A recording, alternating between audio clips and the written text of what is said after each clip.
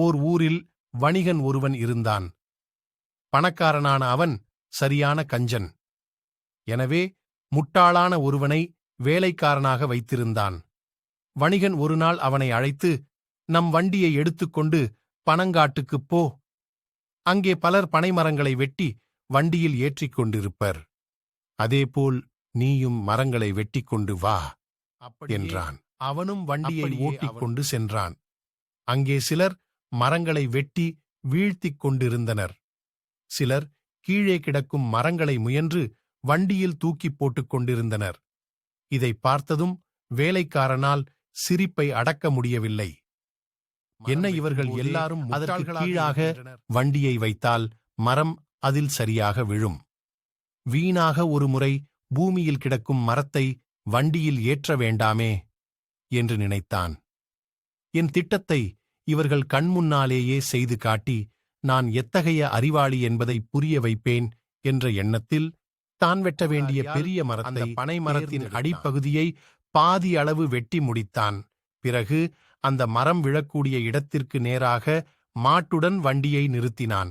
மரம் வெட்டிக் கொண்டிருந்த மற்றவர்கள், ஏன் இவன் இப்படி பைத்தியக்கார வேலை செய்கிறான் அந்த மரம் நினைத்தனர். சடசடுவென்ற சத்தத்துடன் வண்டியின் மீது வேகமாக விழுந்தது. அவ்வளவுதான், வண்டி தூள் தூளானது. கால் உடைந்து குற்றுயிரும் குலை உயிருமாக மாடு துடித்துக் கொண்டிருந்தது. இதைக் கண்டு அவன் திகைத்து விட்டான்.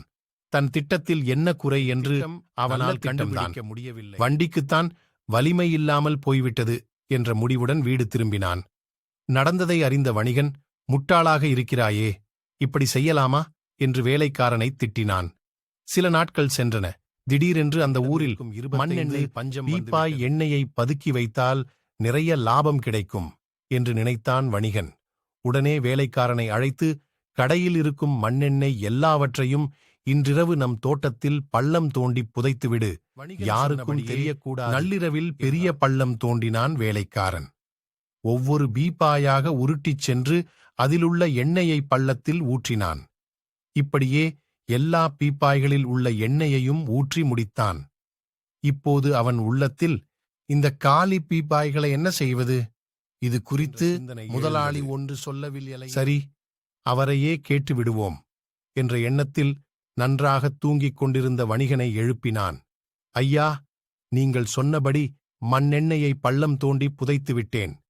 காலி பீப்பாய்களை என்ன செய்வது என்று கேட்டான். வணிகனுக்குச் சிறிது சிறிதாக உண்மை புலப்படத் தொடங்கியது. ஐயோ, மண்ணெண்ணெய் எல்லாம் பேச்சே! அன்றே அவனை வேலையிலிருந்து நீக்கினான்.